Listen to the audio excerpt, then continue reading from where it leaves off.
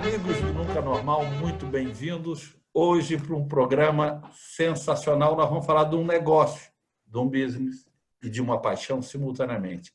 Vamos falar de futebol, mas do futebol negócio, do futebol paixão. Vamos falar sobre a mídia, sobre como é que os clubes ganham dinheiro, o que é um clube bem administrado, o que é um clube mal administrado. E para conversar com a gente, Marcelo de Paulo, amigo, querido, executivo em várias áreas, ele teve estudando futebol verdadeiramente como negócio em Stanford, fez um master, fez uma tese sobre o futebol brasileiro e vai conversar com a gente sobre essa paixão, sobre a ótica do que é esse negócio. O grande desafio hoje vai ser fazer com que isso aqui não seja uma mesa redonda. Vamos falar de business na veia. Mas eu começo te perguntando e passando a palavra para você. Qual é a liga mais profissional do planeta? Inglesa? De futebol, né? Alemã, italiana, espanhola. A Premier League inglesa e a Bundesliga alemã são duas ligas extraordinárias com modelos distintos. A Bundesliga é mais recente, né? O modelo profissional dela.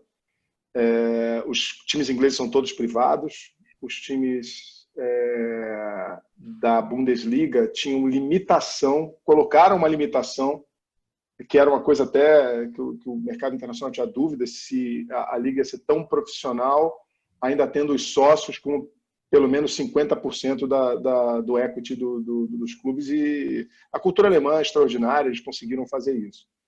Tem duas exceções, que é o Leipzig, que é o time da Red Bull, e o Bayer Leverkusen, né, que são clubes que pertencem à empresa, já pertenciam e foram, né, o termo americano, grandfathered in, né.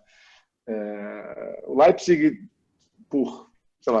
foi questionado, mas o Bayer Leverkusen, que pertence à Bayer, foram os dois que tiveram a autorização de continuar pertencendo a uma empresa. Então, é um modelo, é uma liga que pensa diferente, mas extremamente profissional. É a liga que tem o maior público, né, do ponto de vista de percentual de assentos, né, ocupados dos jogos, de um sucesso retumbante, e esse sucesso se reproduz, né, no sucesso do Bayern de Munique, né, que é a powerhouse, né, das grandes ligas europeias. É a liga que tem a maior concentração. Aí, Cadu, é a liga que tem a maior concentração de títulos com um clube só. Realmente é um clube completamente fora de série e que, desde que levou o Guardiola para lá, foi para um nível acima e segue nesse nível. Fica bem difícil para os outros times competirem, mas é uma liga bastante competitiva hoje, com outros clubes que estão muito fortes.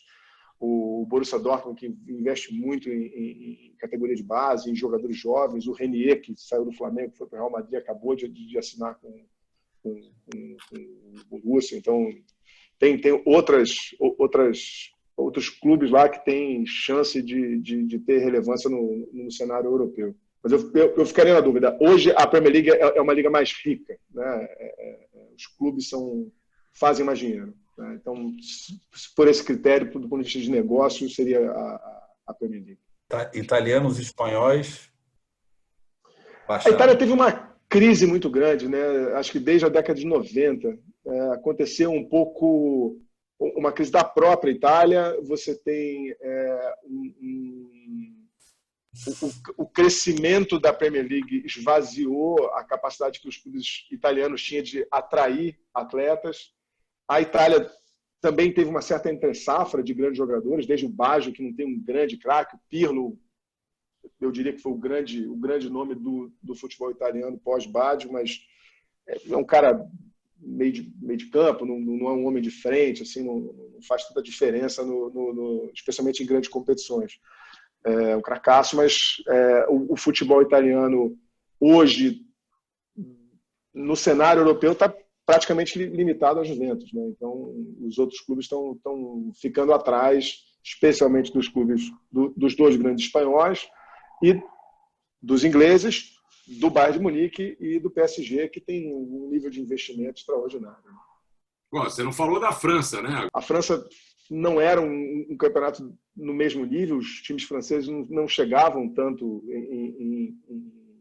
na Champions.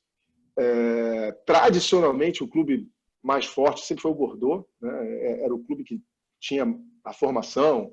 Você pegar aquele time de 86, né, de Amorô, Rocheteau, Tigana, Giresse, esses caras todos jogavam no Bordeaux, né? Então, mas o PSG é um outro fenômeno, né, que é o fenômeno do dinheiro, dinheiro árabe, dinheiro de oligarcas russos, que veio transformar o equilíbrio de forças do futebol europeu. A UEFA e depois a FIFA criaram o fair play financeiro para tentar limitar essa injeção de capital, né, nos clubes e tentar manter uma relação mais saudável entre o sucesso econômico e o sucesso no campo, né, o sucesso esportivo. Agora, você tem alguns players, né? Você tem o clube com os seus investimentos, mas você tem as entidades de esporte de cada país. Como é que é essa balança? O que torna uma liga o que ela é? Como é que funciona essa dinâmica? Olha, é importante a gente fazer uma distinção. A gente está acostumado aqui com o modelo da CBF, o que a gente chama de entidades governantes, né? A CBF no Brasil, ela é a organizadora do Campeonato Brasileiro, mas ela também é a entidade governante, é a responsável pela seleção, por todas as seleções, né? É quem representa o Brasil na FIFA e tal. Na Inglaterra, quem faz essa função é a FA, né? A Football Association.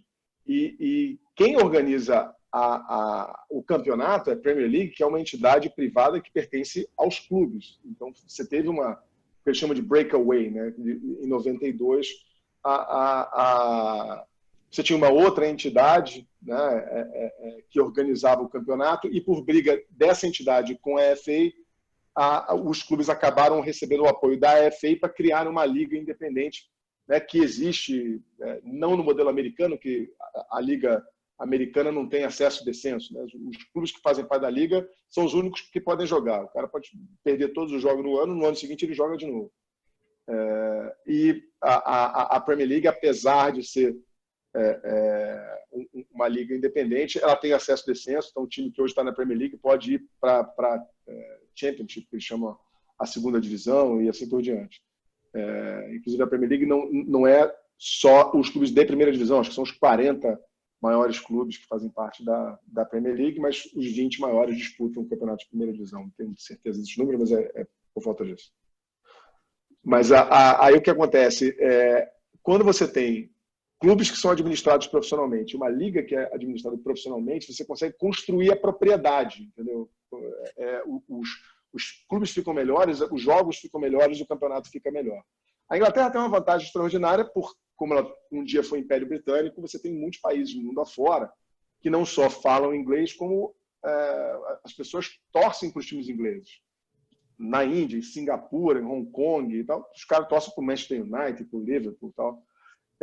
Então você tem já uma característica meio global, e que desde 92 ficou ainda mais global quando a Premier League abriu mais o mercado de trabalho, né, para jogadores de fora, né? Tem sempre aquela tradição de países da Commonwealth, mas você passou a ter clubes, aí tem o Manchester City, aí que vocês citaram a possibilidade do Messi e tal, que é uma legião estrangeira praticamente. Tem alguns jogadores importantes ingleses, mas você não tem na Inglaterra uma coisa como o Barcelona, né? A relevância que o Barcelona, por exemplo, teve na final da Copa 2010. Acho que teve um momento em que 8 jogadores do Barcelona jogaram a final da Copa. Na Copa de 2014 no Brasil, você tinha, se não me engano, 7 jogadores do Bayern jogando contra a Argentina, né? A Copa de 2018, a França não teve isso. Tinha, no máximo, 3 jogadores de um único clube. Mas, assim, começa a ficar difícil uma seleção que se encontra um mês antes de uma Copa do Mundo disputar com o entrosamento de um time que joga o tempo todo. A Inglaterra poderia ter isso e não tem. Não tem nenhum clube inglês que reúne os grandes jogadores do país ou que forma os grandes jogadores do país. Eles são muito dispersos. Existe uma cultura muito regional, né, no futebol inglês. Né? Em Londres você tem times de bairros, né? Você tem times da classe trabalhadora. Né? Então você tem uma característica até mais tribal que levou ao que a gente conheceu aqui como hooliganismo, né? E que foi uma das coisas que a Premier League teve que extirpar do futebol do final da década de 80 em diante para ser o sucesso que é hoje. Quando a gente olha para trás dessa época para cá, a gente vê o quanto evoluiu o futebol, e aí fica pensando o seguinte: puxa vida, esse negócio, como é que posso justificar um sujeito, um jogador valer X milhões de dólares, né? Quanto custa um jogador? Para formar o time teve que vir times lá na Premier League, né? Como você falou, eminentemente controlados pelo dinheiro do petróleo. Então eu quero saber o seguinte: no Brasil, hein? Como é que os caras ganham dinheiro aqui? Porque é o seguinte, lá a gente entendeu como é que funciona essa história. E aqui, como é que um clube, ainda mais agora, que você não tem mais, você está na briga dos direitos de transmissão. Eu assisti vários jogos nos canais dos clubes, na internet, no YouTube. Como é que é o modelo de negócio? Porque eu tenho, minha pergunta se divide em duas. Primeiro, vamos falar do Brasil, vamos falar de business, e vamos falar também do modelo que você aludiu aí no começo, na Alemanha, do Leipzig, que aqui no Brasil eles estão tentando também construir, né, uma visão parecida de modelo de negócio com o Red Bull Bragantino. Então, vamos falar de grana, meu. Chega de falar de futebol arte. Vamos falar como é que é isso aí. Como é que eu posso considerar e achar viável ou razoável um jogador custar a fortuna que custam a turma toda aí? Neymar, Messi, Mbappé, que está só no começo. Como é que é isso? Não é irreal para o momento que a gente vive no planeta? Tem alguns números que fazem você pensar, né? Assim, pô, os caras estão falando de 400 milhões de euros agora para o Messi, né? Assim, tem poucos clubes no mundo que fazem 400 milhões de euros de receita no ano. O clube que fez mais receita no passado, se você quiser trocar o boné de volta, foi o Barcelona com 841 milhões de euros, né? Então, assim, se o Barcelona vende o Messi agora, ele faz 50% da receita do ano, né? Então é uma loucura. Tem um monte de questionamento a respeito disso e tal, e a história do fair play financeiro, uma das preocupações, inclusive, é você limitar as possibilidades de lavagem de dinheiro através do futebol, que é um campo rico, tá? Para isso acontecer. Então, todo mundo está ouvindo falar do mercado chinês. Tá? O mercado chinês é um mercado, né, que sofre muito essa acusação. Tá? No Brasil, você tem, vou falar em números arredondados, tá? 40% da receita dos clubes de futebol são direitos de transmissão. 20% é venda de jogador. Depois a gente fala um pouquinho sobre isso específico, que é uma característica, né, que difere bastante o Brasil das ligas europeias. Aí você tem, os números são só aproximados, né? 15%, que é o que lá fora eles chamam de match day revenue, né? Que é bilheteria, sócio-torcedor, essas coisas. E cerca de 10% é publicidade e patrocínio. Então é engraçado que as pessoas falam, porque a Crefisa com o Palmeiras, a diferença que é o maior patrocinador do país, coisa de dobro do segundo maior, não faz tanta diferença no grande esquema das coisas. O Palmeiras hoje tem uma receita muito grande porque ele arrumou a casa de verdade nos anos lá do Polo Norte. Aí você tem mais 10, 15% ali que são as receitas de social, estádio, tal, de quem tem. Então, isso varia de clube para clube, claro. No Brasil, você tem uma variação nessa distribuição muito grande em função de venda de jogador, né? Que é 20% de uma forma geral, mas tem um ano que é 24%, um ano que é 18% e tal, mas para um clube específico, o Santos, ano passado, tirou a barriga da miséria porque foi o ano que vendeu o Rodrigo. Né? Então, vendeu o Rodrigo para o Real Madrid, fez um caminhão de dinheiro. Né? Lá no Santos eles chamam de raio, né? Que eles falam que um raio caiu lá, foi o Pelé, depois caiu de novo na cabeça deles com o Robinho, depois caiu de novo com o Neymar e agora caiu de novo com o Rodrigo. Então eles falam essa coisa do raio. O Santos tem essa capacidade de formar grandes talentos, é uma coisa importante dentro da cultura do clube, isso é fundamental. Marcelo, você me permite só registrar aqui, porque Claro. eu achei interessante. 40% direito de TV, 20% venda de jogadores, 20% bilheteria, 10% publicidade e patrocínio e 10% de outros. Isso, 10, 15% de outras coisas. E aí o interessante quando você olha para a Europa, eles não consideram receita de venda de jogador, porque basicamente, se ele vender um jogador, ele vai comprar outro. Então, a Europa é o que eu chamo de liga destino. Tá? O jogador formado em outras ligas vai para lá, né? Então, assim, nenhum clube europeu, quer dizer, alguns clubes europeus até fazem isso. Tá? O Udinese, por exemplo, teve uma relevância no cenário europeu durante um período. Ele tinha montado uma mesa de trade de jogador. Tá? Por quê? Porque eles sabiam que eles estavam numa posição de meio de tabela, eles não conseguiam disputar jogador com a Juventus, então eles tentavam contratar jogadores jovens, jogadores de nacionalidades menos badaladas. Então, em vez de comprar um brasileiro, compra um chileno, né? Acho que o Alexis Sanches jogou lá.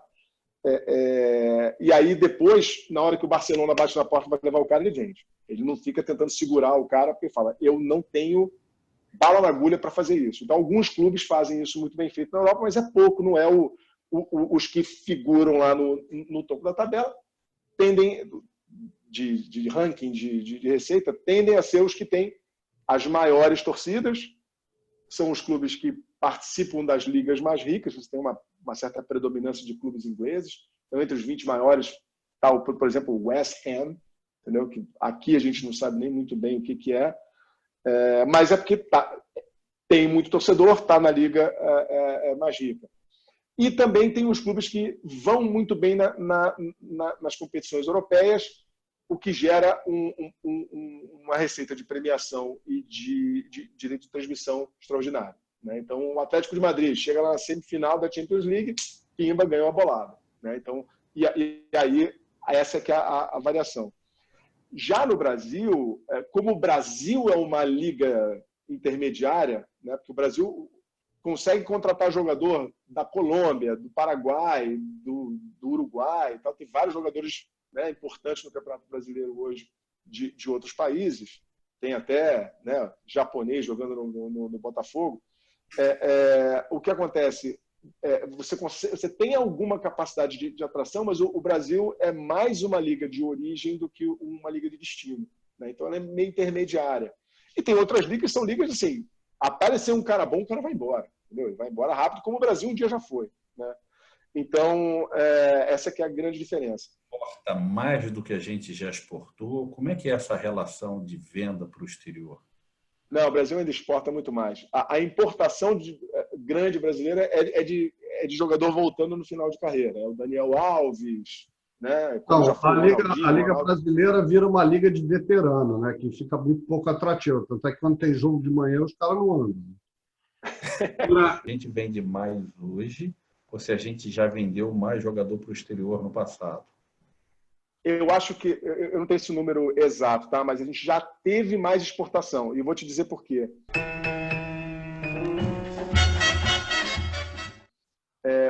O jogador brasileiro, ficou muito caro num dado momento, né? E 2, ele passou a ser um jogador problemático, tá? Porque os caras já saem estrelas do Brasil. Então, por exemplo, os clubes europeus sabem que não dá para ter um brasileiro no time, tem que ter 2, no mínimo. Porque a mulher do cara precisa ser amiga da mulher do outro. Tá? Então, os caras nunca contratam um brasileiro só porque o cara deprime, começa a ficar amigo dos jogadores brasileiros que jogam em outra cidade, começa aí se perde, né? Tira o foco. Já o jogador chileno ainda está naquela do cara, oportunidade que me derem é que eu vou pegar, o cara vai lá. E, obviamente, a língua nos atrapalha, né? Porque o único mercado nativo para a gente é Portugal, um mercado muito pequeno. É um mercado que praticamente tem 2 clubes. Tá? Que são 2 clubes muito bem administrados, que tem até alguma relevância no cenário europeu, quando Portugal não deveria ter, mas são 2 clubes, tá? É Porto e Benfica. O Sport, de vez em quando, dá uma beliscada, mas é raro. Tá? É Porto e Benfica, que são as 2 potências do futebol português. E aí o que acontece?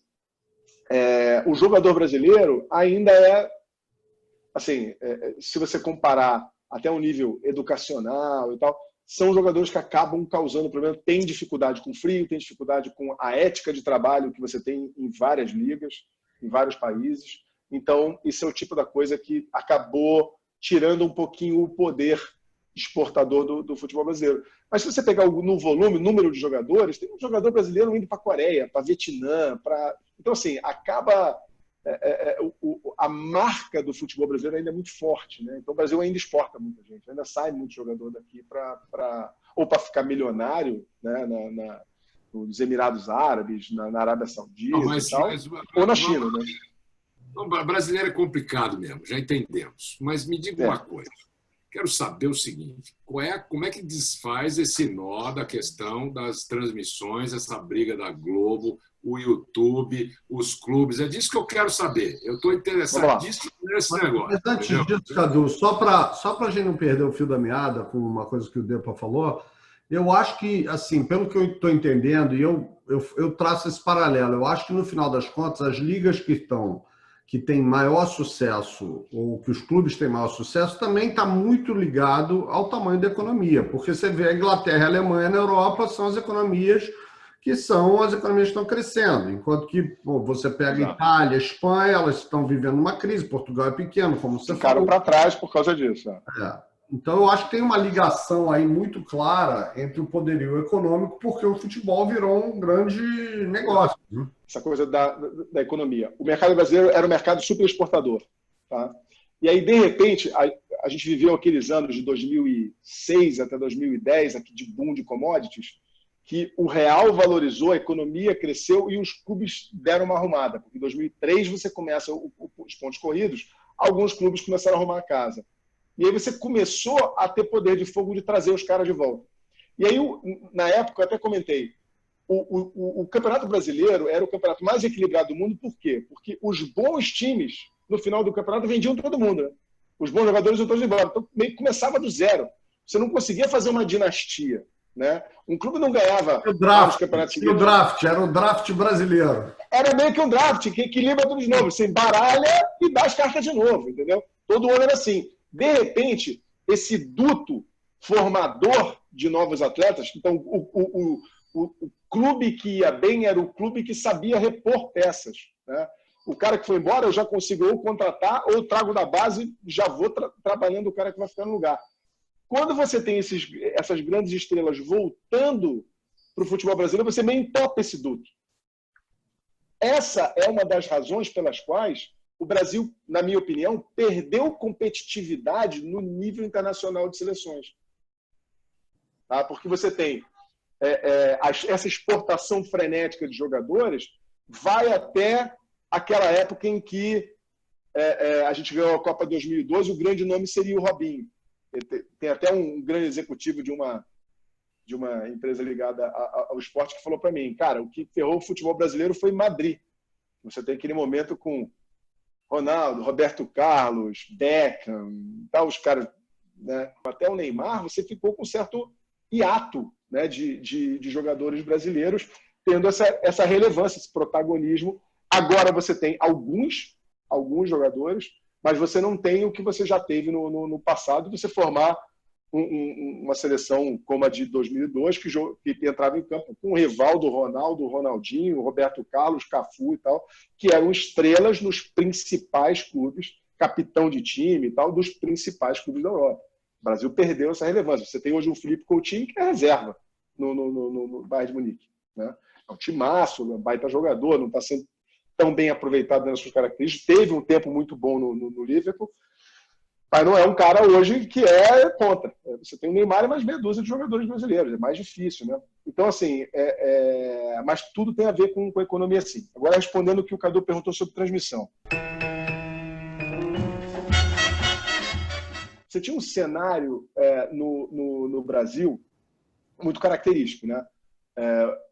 poucos países têm um cenário como o brasileiro, o México talvez seja o mais parecido, em que você tem uma grande emissora, uma só, que domina o cenário de mídia. E a Globo, ela tem basicamente 3 pilares. Você pode até acrescentar outros, tem variedade, tem não sei. Cara, mas em essência, a grade da Globo está em futebol, novela e jornalismo, né? Novela a Globo faz, jornalismo a Globo faz, futebol a Globo compra, né? Precisa comprar, né? Então, tem que comprar. Esporte, eu falo muito isso, é um negócio de detenção e cessão de direitos, né? Então, esporte é um negócio de advogados. A Globo, durante muito tempo, a Globo, na prática, ajudou a organizar o futebol brasileiro.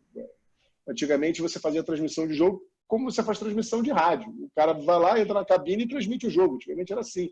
Você tinha um jogo que passava na Globo e na Bandeirante ao mesmo tempo, né? Por quê? Porque a Globo e a Bandeirante tinham câmera para botar lá e transmitir o jogo, né?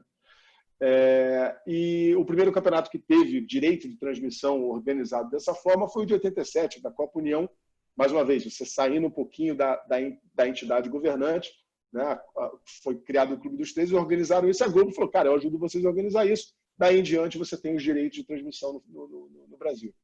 A Globo tem uma capacidade extraordinária e única no mercado brasileiro de monetizar propriedades de conteúdo, né? Então, ela criou, quem viveu o mercado publicitário conhece isso, o futebol da Globo, né? O patrocínio do futebol da Globo, que é uma coisa até hoje disputada à tapa, vale centenas de milhões de reais, cada uma das 6 cotas. Eram 5, hoje em dia são 6. E, obviamente, não é só o que a Globo vende de patrocínio que é a receita do futebol. O futebol, obviamente, recheia a programação da Globo de audiência, né? Porque passa no Globo Esporte, no Esporte Espetacular, no Jornal, Jornal Nacional. Tem futebol, né? Você tem entrega para os patrocinadores, mas você está preenchendo de audiência a grade toda. É um dos pilares de audiência da Globo. Então, a Globo nunca permitiu, né, quebrar isso. Acho que, se não me engano, em 2000 o ano vai me fugir aqui, 2007 ou 2009, você teve aquela quebra da proposta única, né, que antigamente o Clube dos 13 vendia o Campeonato Brasileiro em todas as suas propriedades. TV aberta, TV paga, pay-per-view e digital. Digital entrou depois entrou mobile. E o CAD quebrou esse negócio. Tá? Quando quebrou isso, havia a expectativa de que ia aumentar a concorrência, mas independente, a Globo ainda continuava comprando. Até que a Turner entrou brigando... Desculpa, a Fox Sports entrou comprando a Libertadores, né, que ela não conseguiu sustentar, porque a audiência da Fox Sports era quase nada, de repente tinha o jogo do Corinthians, depois acabava a audiência de novo, e a Fox Sports resolveu trocar com o Sport TV, dar alguns jogos de Libertadores para o Sport TV para pegar alguns jogos de Copa do Brasil, até porque a Fox Sports não conseguia transmitir jogos simultâneos, né? O Fluminense está jogando no horário, o Corinthians está jogando no mesmo horário, tinha que escolher qual ia passar no outro canal lá, menos cotado, as pessoas ficavam procurando, desesperadas, trocando mensagem para saber onde é que ia passar o jogo. A entrada da Fox Sports no Brasil foi bumpy, né, por causa disso. E depois teve a entrada da Turner de Esporte Interativo nos direitos de Campeonato Brasileiro para a TV paga. Mas na TV aberta continua sendo da Globo, está renovado o contrato até 2024, se não me engano. Bom, o que acontece? Você tinha um problema, e esse problema ficou muito claro quando a Turner comprou os direitos, né? Comprou de 6 clubes, 4, não me lembro agora, desculpa. Deveria ter esses números de cabeça. Qual é o problema? Pela regra anterior, você só podia transmitir um jogo se você tivesse os direitos dos 2 times, né? Então você tem que ter o direito do Santos e do Palmeiras para você transmitir o Santos e Palmeiras. Qual é o problema dessa história? Isso basicamente impede a concorrência. Então imagina, você tem 2 emissoras, cada uma tem direito a 10 times, né? Metade do campeonato não pode ser transmitido. Né? Você tem um problema grave aí, né, para o público, né, para a propriedade. Né? E aí, recentemente, o que aconteceu foi o Flamengo querendo quebrar essa regra, vinha brigando com a Globo por causa dos direitos do Campeonato Carioca. A Globo oferecia 17 milhões para cada um dos 4 grandes do Rio. O Flamengo pediu 100 milhões. A Globo falou, nem dá nem para começar. O Flamengo, beleza, eu reduzo para 80 e a negociação parou aí. Pediu 100 milhões para o campeonato falido, né? O Campeonato Carioca. O campeonato que... É para forçar a barra mesmo, porque o campeonato para forçar, não existe. Mas, por outro lado, os 17 também eram absurdos. Tá? Os 17 eram absurdos. E, assim, para o Flamengo participar do Campeonato Carioca com o elenco que ele tinha, ganhando 17 milhões, falou, cara, isso não faz sentido, eu prefiro me virar sozinho para fazer receita. Tá? E aí, no momento em que o Flamengo não assina com a Globo vai lá e rescinde o contrato de transmissão, abre mão do jeito, eu não quero mais transmitir isso. O que mostra que... O Campeonato Carioca inteiro, né? O Campeonato Carioca inteiro. Quer dizer, ela já tinha transmitido boa parte, já tinha transmitido boa parte e abriu mão, inclusive, para que alguém pudesse passar as finais. Porque o Flamengo, que não tinha contrato, ia jogar contra um clube que tinha contrato. Então, vai falar, cara, para a Globo não ser a malvadona de não deixar passar a final do campeonato, ela abriu mão e falou, se vira aí, vocês transmitem. Acabou sendo transmitido no SBT, porque o Flamengo vendeu, se não me engano, por 2 milhões de reais, ou 4 milhões de reais, somando a receita de publicidade, o que demonstra, de certa forma, que os 17 milhões também eram absurdos. O Flamengo tem um peso muito maior do que os outros na audiência. E aí a gente chega numa discussão que todo mundo tem. Será que cada clube deve levar o seu peso na audiência ou se deve haver um equilíbrio econômico, uma receita mais compartilhada para você ter um equilíbrio econômico que leve a um equilíbrio, uma paridade esportiva que torna a propriedade mais interessante. E aí a minha visão é, se você pega, por exemplo, as ligas americanas, a NFL, são 32 times. Em vez de eles ficarem batendo cabeça, os 32 são sócios, cada um com um 32avos da National Football League. A liga é dona dos direitos de transmissão, 100% das receitas de transmissão são divididas a um 32avos, pouco importa se seu jogo passou mais, se seu time é melhor, ou se essa receita é distribuída igualmente. Tá? Até para não ter briga e para não ter ruptura. Tá? Então, todo mundo ganha igual. O que dá para quem está pagando a liga tirar o máximo da audiência que ele pode, sem ficar com esse negócio, eu entrei mais, eu entrei menos. Porra, vou ter que passar o jogo do time pereba que ninguém quer ver, né? Porque senão ele não ganha dinheiro. Então o cara fala, cara, o cara tem o direito de transmitir o jogo que... Claro, a liga também sabe que os clubes precisam de audiência para trabalhar suas outras receitas, para vender camisa, para vender, né, para vender ingresso, para vender season ticket, para vender camarote. Mas isso também é feito num país, assim como lá no inglês, de novo, onde as instituições são respeitadas, onde existem regras. Não é um país de políticos que tomam medidas por questões eleitoreiras ou de bandidos que assumem clubes também por questões escusas. Então, eu acho que... Antes de chegar nisso... Eu vejo o Brasil chegando a lugar nenhum, muito aqui entre nós. Tem tudo isso, Bruno, mas assim, antes mesmo disso, imagino que não tivesse nada disso. Só você pensar na questão negocial. Tá? Você vai para uma negociação, a NFL ela chama todas as emissoras e fala, eu tenho essas propriedades, quanto cada um de vocês quer dar numa delas. Ela leva quem der o maior valor. No Brasil era o contrário. A Globo chegava e falou assim, a Globo chegava para cada um dos 20 clubes individualmente, depois do final do Clube dos 13, e falava, olha, eu dou tanto. E o cara não tinha outra alternativa. Né? E aí ficava aquela briga, pô, por que você pagou mais para um, pagou mais para outro?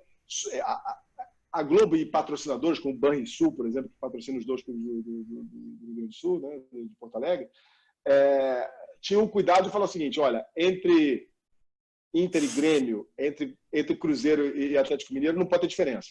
Né? Porque, né, se você patrocina os dois e paga um centavo a mais para o outro, pronto, você perdeu todos os torcedores do clube que você patrocina. Né? Então, mas fora isso, já existia um desequilíbrio Quando os clubes passaram a negociar individualmente fora do Clube dos 13, esse desequilíbrio aumentou ainda mais, porque o Flamengo começou a pedir mais o seu peso, o Corinthians pediu mais o seu peso, o Palmeiras pediu mais o seu peso, e essas diferenças foram crescendo.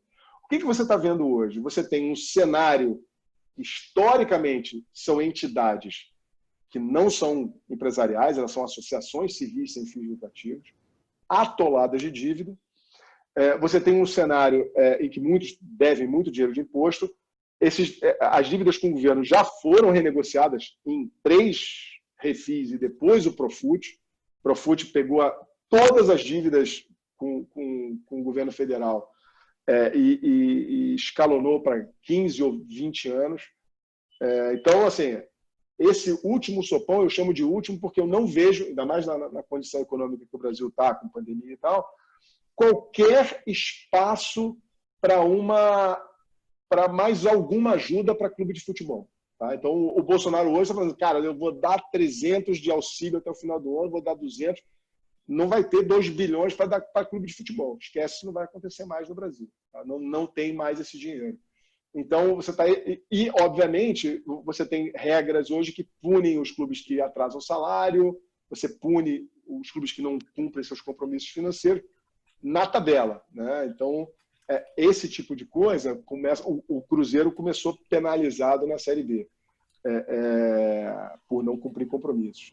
Então, você tem um cenário em que quem está endividado, quem está tendo dificuldade de manter... Tem uma regra que a gente costuma dizer que assim, as suas despesas têm que ser pagas pelas suas receitas recorrentes. Entre as recorrentes não entra venda de jogador. Venda de jogador deveria ser uma coisa para você fazer investimento, porque venda de jogador é venda de patrimônio. Né? Não é receita. Você não tem uma fábrica de jogadores. Né? Você até tem, né? Mas assim, a finalidade do clube de futebol não é vender jogador. A finalidade do clube de futebol é ganhar jogo, ganhar campeonato. Né? É alegrar a torcida. Então, o que acontece você tem, se você tem as suas despesas cobertas pelas suas receitas recorrentes, que são de transmissão, comercial, como a gente chama, né? que é toda a parte de licenciamento, material esportivo e tudo mais, você tem uma gestão saudável. Hoje, talvez você tenha 5 clubes no Brasil, Flamengo, Palmeiras, Grêmio, Atlético Paranaense, com dificuldade vai achar outro. O Santos, por exemplo, é um que chegou a estar próximo disso, mas depois degringolou e hoje depende mais de venda de jogador. Né? Ano passado não vendeu ninguém relevante, né? Mas, terminou um ano repete para a gente. Que clubes você está considerando no Brasil bem administrados, que sabem pegar o caixa que entra e fazer uma boa administração? Você falou de... Tem 3 clubes no Brasil hoje que eu digo que são bem administrados. Flamengo, Palmeiras e Grêmio. E Grêmio. Atlético Paranaense, que virou um xodó o Atlético Paranaense está próximo, conseguiu até algum sucesso esportivo no passado, venceu a Copa do Brasil, mas teve um ano economicamente difícil, 2019. Mas, assim, é um candidato. Tá? E aí você começa a ver uma mudança, né? Porque dentre esses clubes mais bem administrados, você não vê... O Cruzeiro, por exemplo, teve um ano absolutamente desastroso. Teve, se não me engano, 180 milhões de prejuízo no ano e vai ter mais ainda esse ano, porque está na Série B e vai ter problema de receita de direito de transmissão. Quero saber do Red Bull Bragantino. Esse modelo, aliás, ótimo modelo. Esse modelo de negócio. Eles estão tendo resultados. A moçadinha só tem jogador desconhecido, jovem, com grande potencial e está indo bem. Né? Ganhou do Palmeiras, inclusive. Como é que é isso? O Red Bull começou um projeto no Brasil, se não me engano, em 2011 ou 2010. Eu tive com eles em 2012. O responsável na época falou: em 5 anos eu vou ter uma torcida maior do que a do Guarani e da Ponte Preta. E eu falei: esse objetivo deveria ser um objetivo de 25 anos. Eles criaram um clube do zero na região de Campinas. eu falei, seria um objetivo de 25 anos e você tem mais chance de não conseguir do que de conseguir, porque a gente sabe que futebol, torcer para um time de futebol é uma coisa que passa de pai para filho. Então não é uma coisa que você conquista em 5 anos. O cara não vai deixar de torcer para o Guarani para torcer para outro time de Campinas. Você tem um cara que torcia para a Ponte Preta, se mudou para São Paulo e escolhe o Palmeiras porque está aqui para ver jogo.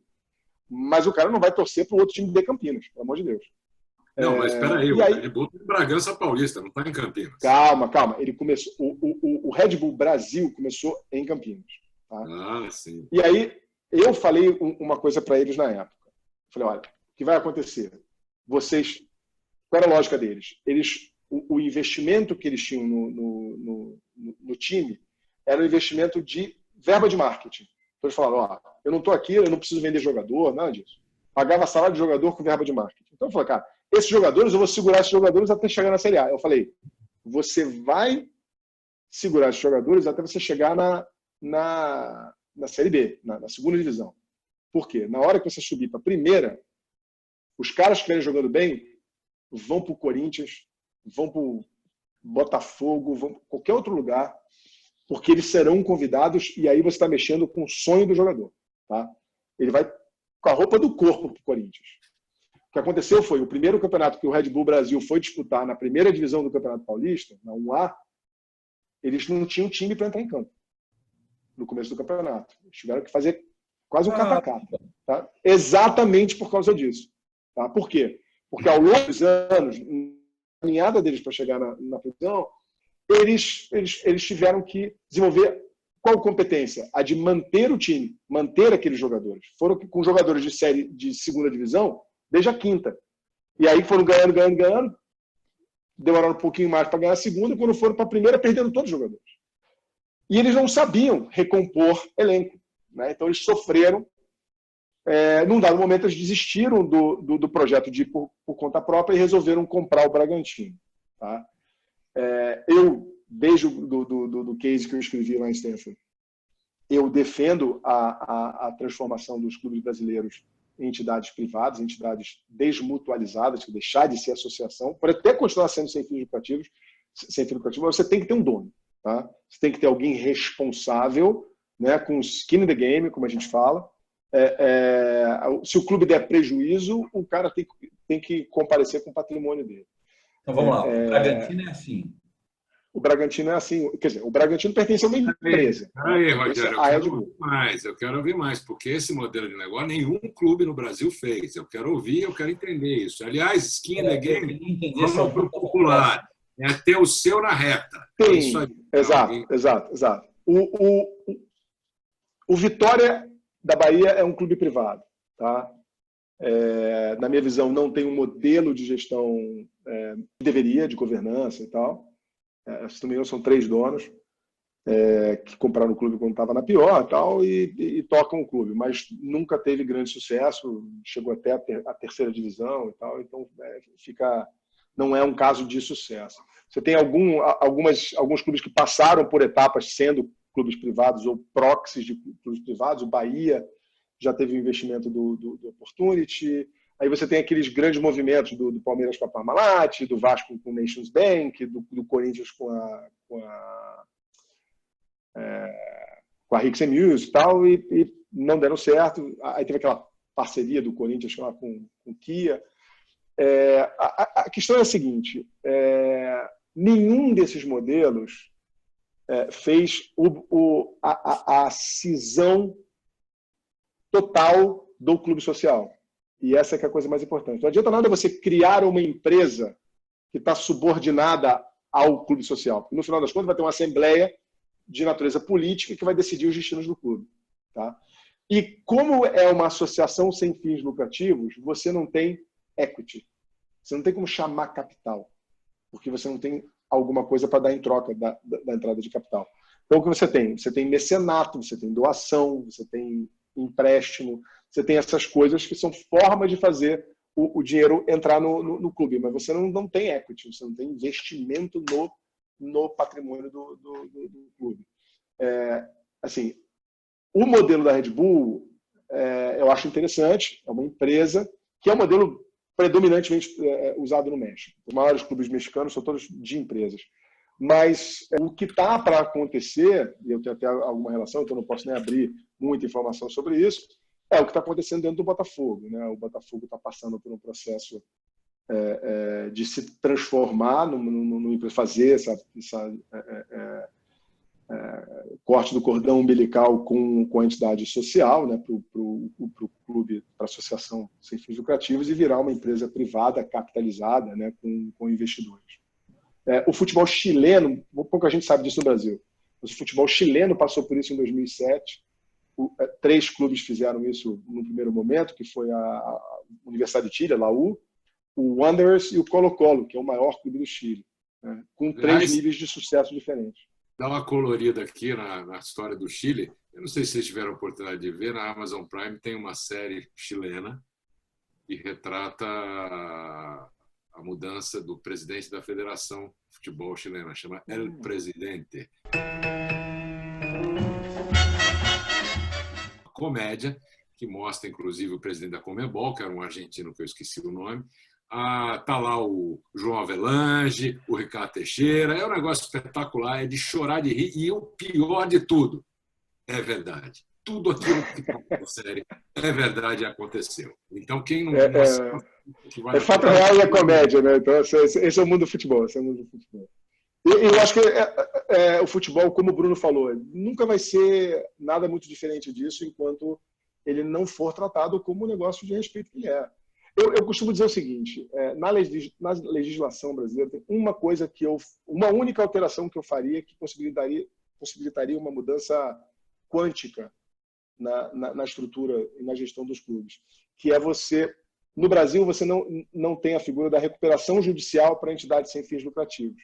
Então, quando você vai comprar um clube de futebol hoje, pega qualquer um. Quero comprar, o clube tem não sei quantos milhões de dívida, está insolvente. Você chega lá, você compra com uma nota de R$1. Você não tem nenhuma garantia de que o passivo é aquele, entendeu? Então, a figura jurídica que você usa nesse momento é a recuperação judicial. Só que no Brasil, você não pode fazer recuperação judicial de entidades sem fins lucrativos. Então, basta você separar clube de futebol do bolo geral de entidades sem fins lucrativos para você poder fazer recuperação judicial de clube de futebol, que, em essência, é uma propriedade com capacidade de geração de receita, né? Então, que é completamente diferente das outras entidades sem fins lucrativos, né? De orfanato, de entidade assistencial, quer que seja. Então, se você fizesse isso, você já ia possibilitar que o investidor entrasse numa operação dessa, sabendo e tendo uma limitação do risco jurídico que ele está correndo e do risco financeiro que ele está correndo. A maior dificuldade desses projetos, e o projeto do Botafogo encontrou uma forma bastante complexa de solucionar isso, nem todos os clubes vão ter, né, na minha opinião, a capacidade de desenvolver o nível de complexidade que foi montado de profissionalismo investido no projeto do Botafogo. Mas o modelo é esse. Marcelo, eu sei que você está com horário, você nos cedeu o seu horário aí gentilmente.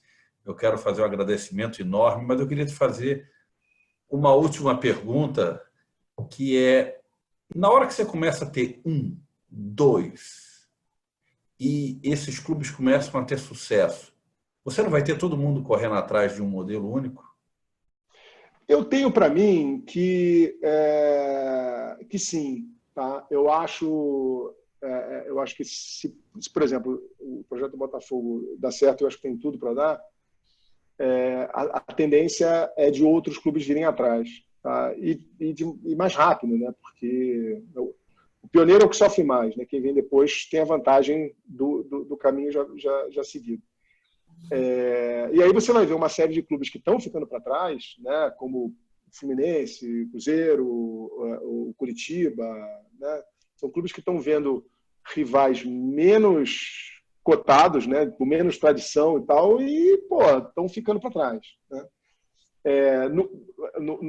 Uma outra coisa que está acontecendo é que, assim, Flamengo, Palmeiras e Grêmio, de certa forma, estão esticando a corda, né? Estão esticando a corda dos Cruzeiros, dos Botafogos, né? Tá ficando mais difícil concorrer com esses caras, né? Antigamente, num ano você monta um time e dá uma beliscada no troço, a torcida fica feliz e tal.